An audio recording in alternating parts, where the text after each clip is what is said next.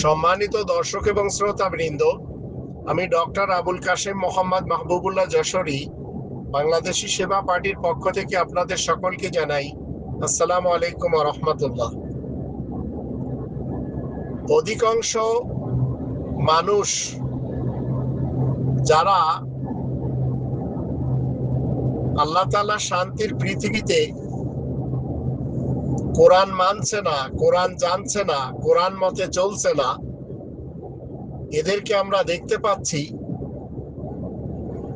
এই মানুষগুলোর মুখ হলো পৃথিবীর একমাত্র জায়গা যেখানে অমৃত আর বিষ একসাথে বসবাস করে।